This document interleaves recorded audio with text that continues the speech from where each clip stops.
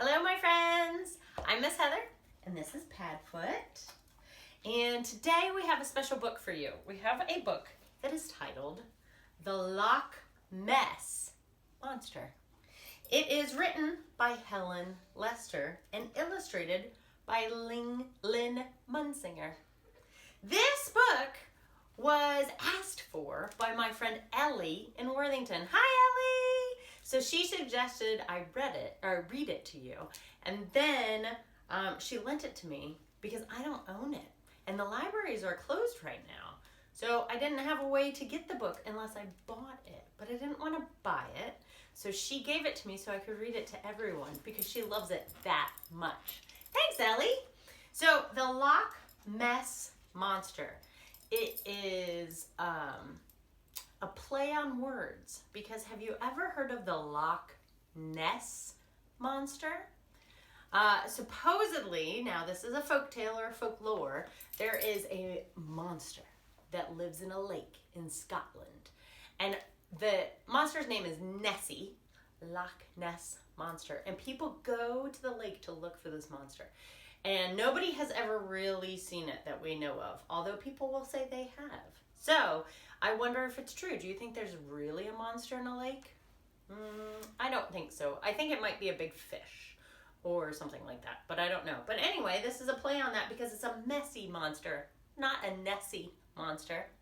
So, this story is set in Scotland, which is a country overseas near England. It's in Great Britain.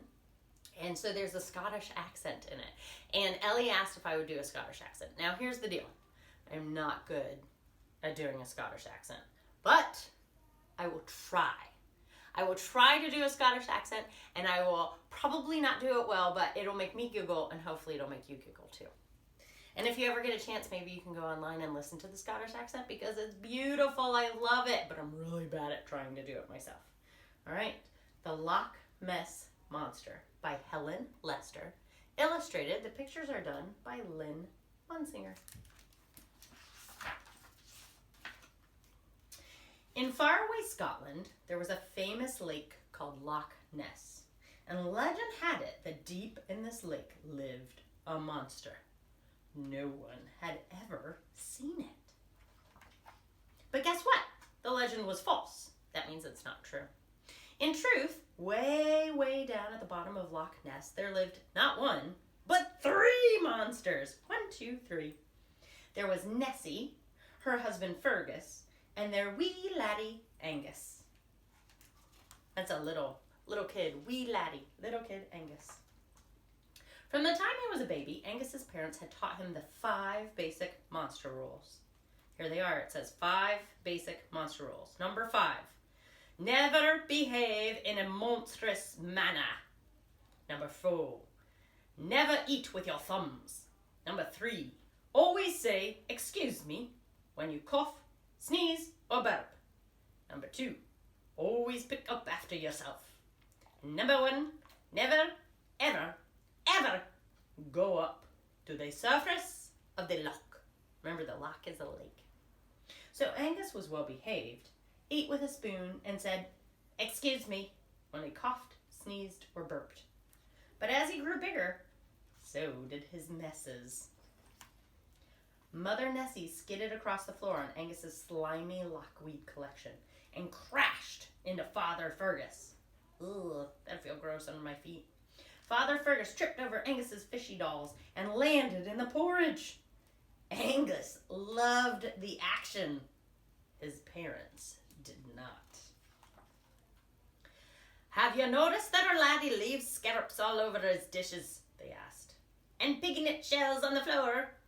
And his hummy doddies are hopelessly mixed up. And that was surrounded by gritty laundry. What had happened to their tiny home?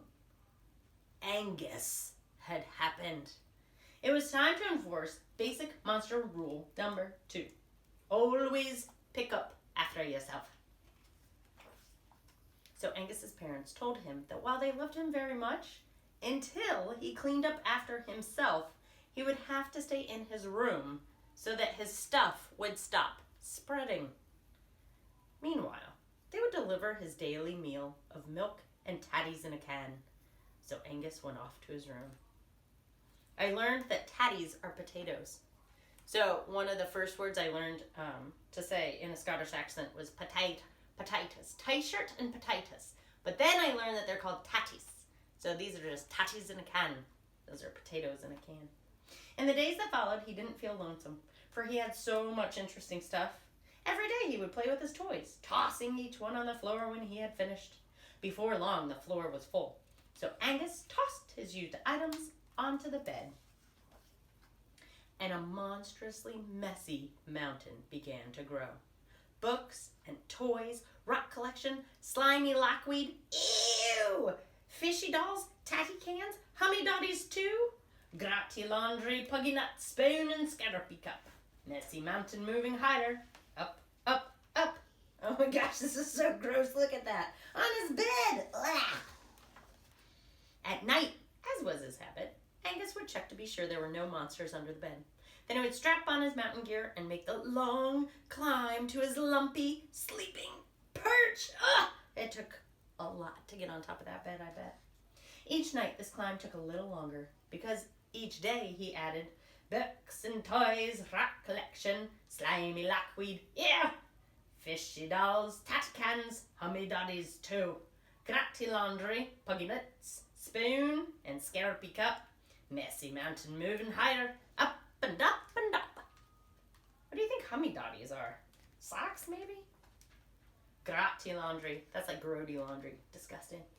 Puggy knits, I don't know what those are. Not only was the climb a long way up, on the nights when Angus fell out of bed, it was a long way down.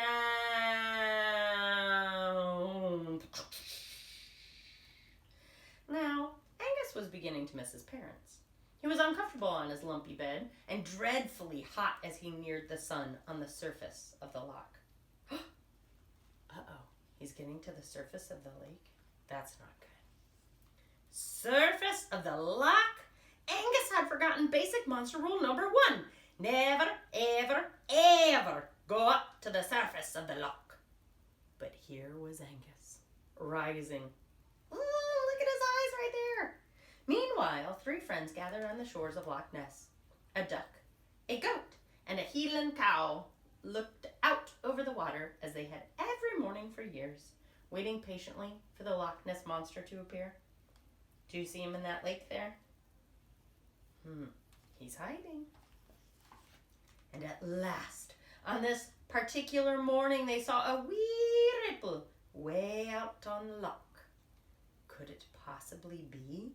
They focused their camera, binoculars, and telescope, and what they saw was Sloppy Angus just awakening and rising on his bed, or what once had been his bed. "What a mess!" exclaimed the 3 observers. The trio sadly shook their heads. "It's nae the Loch Ness monster, 'tis the Loch Ness monster." And what does Angus see on the shore? What he saw made him feel absolutely peely-wally. Peely-wally. Monstrous land monsters. The little one had enormous feet that could probably stomp you in flat in a second. The middle one had a hairy chin, fierce spears on its noggin, and big googly eyes. And the big one must have been 500 feet tall, with a long green snout. And it made the most horrible sound.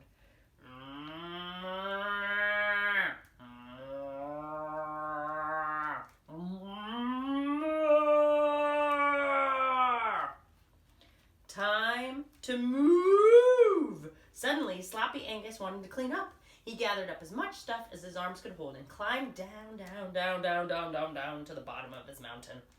Let's see, slimy lockweed on the shelf, puggy knit shells in the laundry basket, books and toys in the garbage, gritty laundry in the fish tank. No, wait, that wasn't right. Slimy lockweed in the fish tank, gritty laundry in the basket, piggy knit shells in the garbage, books and toys on the shelf. Now Angus remembered. And up he went for another load. Up and down, and up and down. Load after load, until at last all of his stuff had found a place.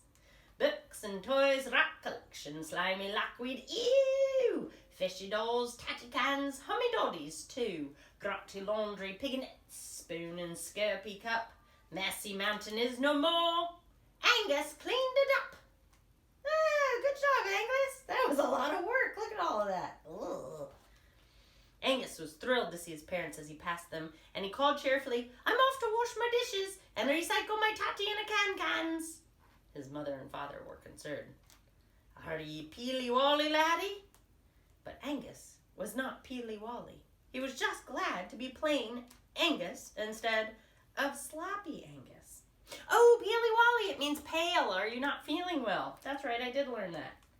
It's slang. It's a word they use to mean something else. Peely-wally. Are you not feeling well? That night, he had a wonderful dinner with his parents and land monster-free dreams on his smooth, cool bed. Epilogue. That's at the end of a book. But Angus didn't want his parents to think he was perfect, so once in a while he acted a little bit monstrous and left a very wee mess. The end. It was fun to do the Scottish accent. I'm not very good at it. As you can tell, it changed throughout the book, didn't it? But we learned some new words. We learned tatties in a can, are potatoes in a can. Tatties are potatoes. And peely-wally means pale, you're not feeling well. And let's see what else. Oh, laddie, a wee laddie. That's a little boy, right? Wee, tiny. And a wee little miss. Hummy doddies. They look like mittens when I look through these pictures again. Hummy doddies. Mittens must be. Well, thank you. That was a ton of fun, Ellie, to read. I had never read this book. That was a ton of fun. I really liked it. I also wish I could really do a Scottish accent. So now I have a song to sing for you. So I have been learning the ukulele, which I think we talked about before. I'm not very good at it yet either, just like the Scottish accent. Sometimes when I'm not good at things, I still keep trying. It's hard, and sometimes I get frustrated because I don't know it very well. But I try and try again, and sometimes it's just fun to do even if I'm not good at it. So I learned a little bit of a song, a wee bit of a song of You Are My Sunshine. So we'll see if I can do it for you. Ready? You are my sun. Well, let me get in tune. You are my sunshine, my only sunshine. You make me happy when skies are gray. I'm not in tune. I don't know that I can hit what I want to hit. Let's see. You are my sunshine, my only sunshine. You make me happy when skies are gray. Yeah, it wasn't very good, so I decided to go with that, didn't I? I couldn't get in tune. Maybe I need to keep practicing. I think I must. Even Bradford's like, please stop. Do you see him? He's got his belly up. Just give me belly rubs and stop singing. Well, let me practice and I'll get back to you. But yeah, sometimes it's fun to do new things and to try new things. And sometimes I don't do it quite right. Maybe I fail. Some people might think that. But I don't think I fail. I think I try. And then I'm just going to keep trying. All right, my friends. Remember, we like you just the way you are. Even if you're not very good at a Scottish accent or the ukulele. And we love you too. Bye-bye.